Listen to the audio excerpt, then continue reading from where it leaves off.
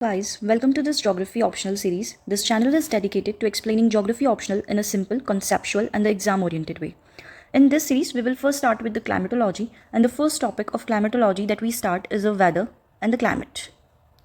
Because weather and climate is in a base of the climatology, so we have to first understand what is weather and what is climate. So let's start.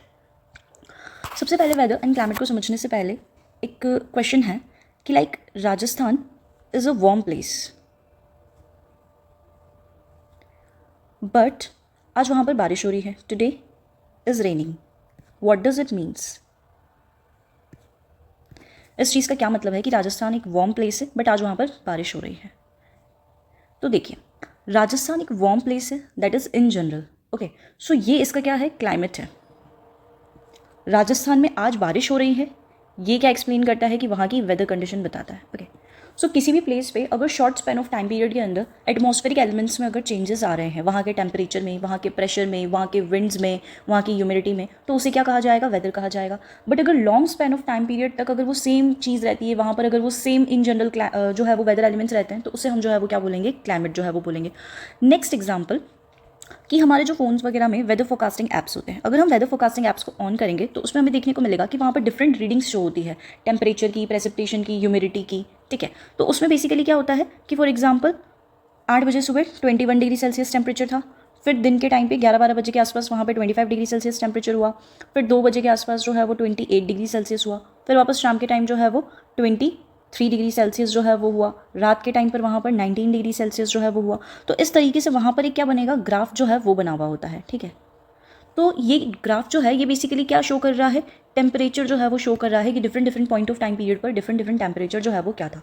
तो एक point time period के ऊपर जो भी atmospheric conditions होती है कि अभी बारिश आ रही है, थोड़ी देर बाद हो सकता है कि बारिश ना आए, थोड़ी देर बाद जो है वो हो सकता है कि मौसम एकदम क्लाउडी हो सकता है अगर शाम में क्लाउडी है तो नेक्स्ट डे मॉर्निंग में क्या हो? सनी हो. सो ये जो डे टू डे में वेरिएशंस आते हैं, that is what your the weather.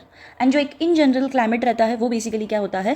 Climate रहता है. ठीक है, for example polar areas are the frigid areas. ठीक है, वो पूरी तरीके से क्या होते हैं? हमारे कूल एरियाज होते हैं, फ्रिजिड एरियाज होते हैं, that is their climate. But हो सकता है कि किसी वन पर्टिकुलर डे पे वहाँ पर भी स्नोफॉल हो रही हो, वहाँ पर भी क्लाउड कवर जो है वो ना हो. ठीक है, ठंड होगी, क्लाउड एरिया फ्रिजिड एरियाज में भी ठंड हो सकती है, बट हो सकता है ना कि वहाँ पर जो है वो एक सनी डे हो. सो जो डे टू डे में चेंजेस आ रहे हैं, आरडी बेसिस पर जो चेंजेस आ रहे हैं, they are referred as an weather. और जो एक long span of time period में रहेगा, that is what your the climate. Okay, अब इसका एक टैबुलर फॉर्मेट में जो है वो नोट मेकिंग करेंगे, because it's a very small topic, ज़्यादा इसमें कुछ है नहीं है. तो अब एज यू नो कि that it is in optional series, so you can use the terminologies like the name of the geographers and there are the certain books जिनको हम आगे पढ़ेंगे. तो अगर वो जोग्राफर्स ने लिखी हैं तो उनका नेम जो है वो भी हम कोट कर सकते हैं अपने नोट्स वगैरह के अंदर. So let's start with the weather. So सबसे पहले हम इसकी डेफिनेशन जो है वो पढ़ेंगे. So define of weather is given by the Trewartha. Trewartha ने क्या बोला वेदर के बारे में कि that weather is what? Weather it refers to the sum total of all atmospheric events. According to the Triverta, weather is a sum total of the atmospheric events. Atmospheric events जैसे कि क्या हो सकते हैं? Temperature, pressure, humidity, precipitation. तो इन सब का क्या होता है? सम टोटल जो है, प्रेसिपिटेशन, इन सब का क्या होता है? सम टोटल जो है वो बेसिकली होता है वेदर. ठीक है, climate is what? It refers to the aggregate of weather elements. जो भी हमारे वेदर एलिमेंट्स थे उन सबका जो एक एवरेज होगा, that is what your climate. Second point, weather का जो टाइम स्केल होता है, इसका जो टाइम स्केल है वो बेसिकली क्या होता है? शॉर्ट स्पैन ऑफ पीरियड होता है.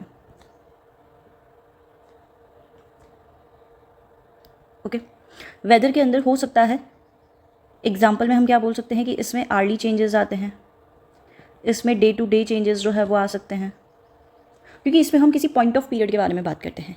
क्लाइमेट का जो टाइम स्केल है वो कैसा होता है? Long span of time period.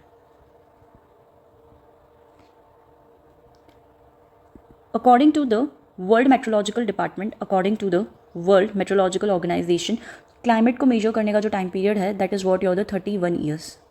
Okay, according to the World Meteorological Organization, to calculate the climate, the period is what? Your the 31 years. अब हमने पढ़ा है कि वेदर जो है वो day to day, hourly basis पे, वीकली बेसिस पे, एक पॉइंट ऑफ टाइम पीरियड पे बार बार जो है वो क्या हो रहा है, चेंज हो रहे हैं. तो अब इसके अंदर क्या होता है, हायर वेरिएबिलिटी होती है because there are the higher changes. Higher variability होती है जिसकी वजह से क्या होता है ना कि हमारा जो वेदर है वो डायनेमिक होता है. वेदर डायनेमिक होता है क्योंकि वो कांस्टेंट नहीं है, उसके अंदर बार बार चेंजेस जो है वो आ रहे हैं. And because of these changes इसको प्रिडिक्ट करना बहुत ज़्यादा क्या हो जाता है, डिफिकल्ट हो जाता है.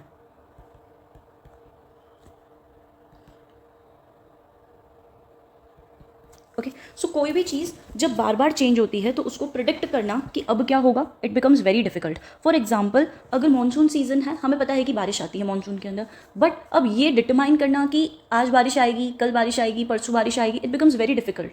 आधे घंटे में बारिश आएगी, ये नहीं आएगी, 2 घंटे बाद बारिश आएगी, ये नहीं आएगी. तो क्योंकि ये क्या होता है ना कि बहुत जल्दी जल्दी चेंजेस होते हैं, इसके अंदर हायर वेरिएबिलिटी होती है, सो इसको प्रिडिक्ट करना इज़ वेरी डिफिकल्ट. जबकि हमारा जो क्लाइमेट होता है वो उसके अंदर जो वेरिएबिलिटी होती है वो क्या होती है, लेस होती है. ठीक है, लो वेरिएबिलिटी होती है. लो वेरिएबिलिटी की होती है बिकॉज जो क्लाइमेट है वो एक स्टैटिक कॉन्सेप्ट होता है. ओके, इसलिए उसका जो प्रिडिक्शन है वो भी क्या हो जाता है, ईजी हो जाता है.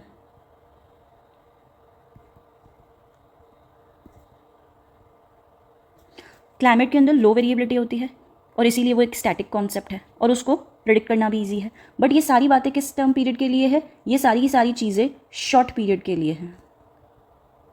Okay, long span of time period के अंदर अगर हम लोग देखें तो क्लाइमेट में भी चेंजेस आते हैं. ठीक है, climate short span of period के लिए स्टैटिक हो सकता है, उसमें चेंजेस जो है वो कम होते हैं, but long span of period के अंदर क्लाइमेट में भी चेंजेस आते हैं. Okay, for example, polar areas are the frigid areas, but और वो एक कूलर एरियाज हैं, but because of the global warming the glaciers are melting and because of which they are impacting the temperature of that area. And because of that हो सकता है कि future में उनका जो क्लाइमेटिक एरिया है वो क्या हो जाए, चेंज बेसिकली जो है वो हो जाए. सो लॉन्ग पीरियड के अंदर इनमें भी चेंजेस आते हैं. लॉन्ग पीरियड अगर होगा so changes are there.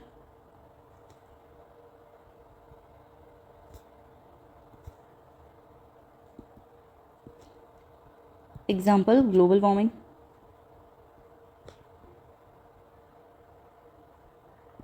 Okay, उसके अलावा फिर हमारे पास यहाँ पर लास्ट पॉइंट क्या है, व्हाट इज़ देयर यूजेस. हम लोग वेदर को क्यों यूज़ करते हैं, तो हम वेदर को एक इंडिविजुअल लेवल पे अगर देखें तो वेदर हमारे लिए क्यों इंपॉर्टेंट है. Weather is important for the farmers.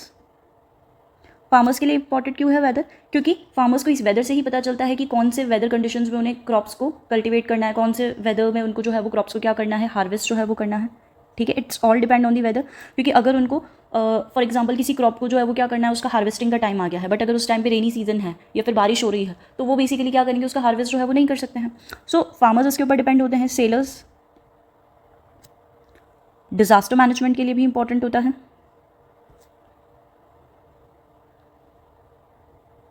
Okay, climate के यूजेस क्या होते हैं, सो जोग्राफर्स यूज़ करते हैं, प्लानर्स जो होते हैं वो भी इसे यूज़ करते हैं. For example, rural planner, urban planner.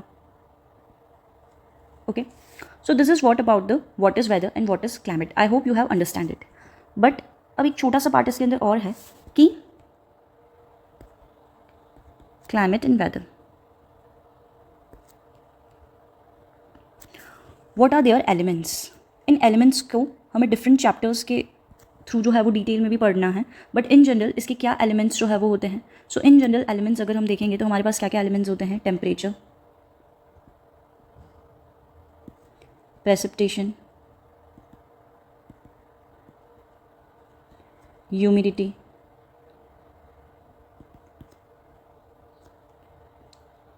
Pressure. Okay, उसके अलावा हमारे पास क्या होते हैं, एलिमेंट्स हमने पढ़ लिए. अब इन एलिमेंट्स को डिटरमाइन कौन करता है, who will determine these. Temperature को कौन डिटरमाइन करेगा कि किसी जगह का टेम्परेचर क्या होना चाहिए. प्रेसिपिटेशन को कौन डिटरमाइन करेगा कि किसी जगह की प्रेसिपिटेशन कितनी होनी चाहिए. प्रेशर को कौन डिटरमाइन करेगा, तो इनको डिटरमाइन करते हैं एल्टीट्यूड, लैटिट्यूड, एंड और क्या हो सकता है, डिस्टेंस फ्रॉम द सी, जो कॉन्टिनैलिटी वगैरह का जो टॉपिक होता है, डिस्टेंस फ्रॉम सी। और क्या क्या टॉपिक्स जो है वो इसके अंदर हो सकते हैं, ओशन करंट्स, वेजिटेशन कवर,